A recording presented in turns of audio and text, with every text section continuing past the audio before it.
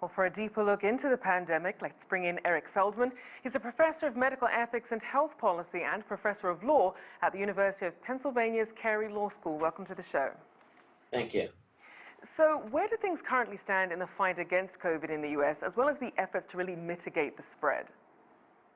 Well, we're not doing very well. I think we're back where we were many months ago. It looked like in the late spring, early summer, we may have seen light at the end of the tunnel. But if you have a look at the data now, infections are way up and continuing to rise. Hospitalizations are way up, continuing to rise. We're seeing the reintroduction of mask mandates. We're seeing the reintroduction of social distancing. Some schools are starting to rethink their opening policies.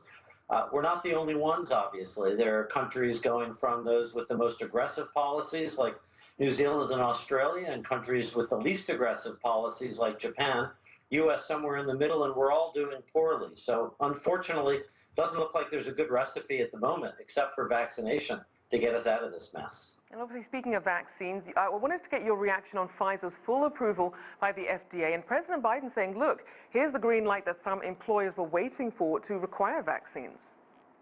I think that is the green light. There was some legal ambiguity about whether or not it would be found to be legally appropriate to mandate the COVID-19 vaccine when it was only so-called approved under emergency use authorization, a kind of provisional but not full approval. And there are a number of places, that U.S. military being one, universities being another, and some private employers as well, that said, we're going to mandate the vaccine, but only once it is fully approved.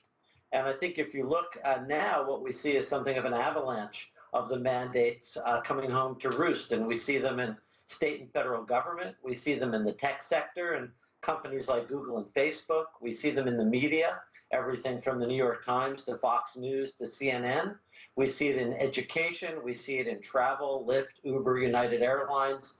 So I think full approval has given those employers and organizations that were feeling that they were not on sufficiently solid legal ground, the legal justification they needed to mandate the vaccine.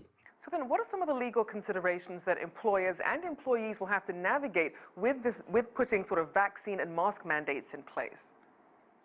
Well, I think there's a range. Some of it is just public unhappiness. I think we all saw some of the images yesterday. What's usually the happy scene of back to school day turned into a bit of a bloody brawl in some places, with parents attacking school administrators, ripping masks off their faces, people protesting and petitioning, etc. So there's the kind of the pent up unhappiness and frustration I think we're seeing among some people, and hopefully that will start to quiet down. We're also going to see legal challenges, and we've seen them for a while, both in the private sector at universities like the University of Indiana, hospitals like Houston Methodist in Texas, where those who felt that the vaccine mandates were not on appropriately robust legal footing brought their claims to the courts. They've been unsuccessful so far.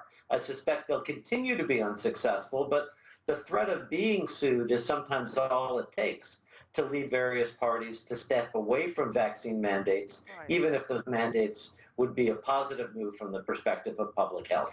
Now, unfortunately, we've also seen a rise in fake vaccine certification documents, or in some cases, even health workers selling real vaccine cards to people without administering the vaccine.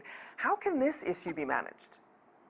Yeah, it's hard to know how widespread that is. I suppose we shouldn't be surprised. People lie on their taxes. People cheat on financial aid forms. Students cheat on exams. People lie and cheat sometimes.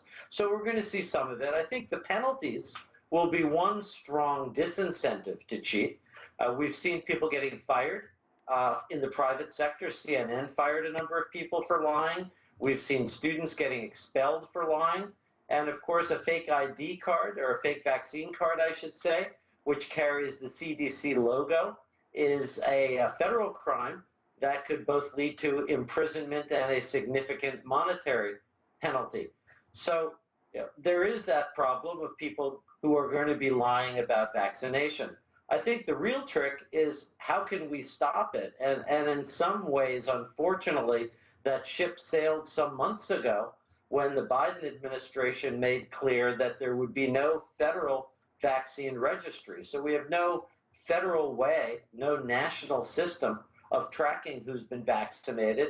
That's obviously not the best public health policy when we're now thinking about boosters, and it would be nice to have a way of reaching out to people who needed them and should get them if indeed we're going to go that direction.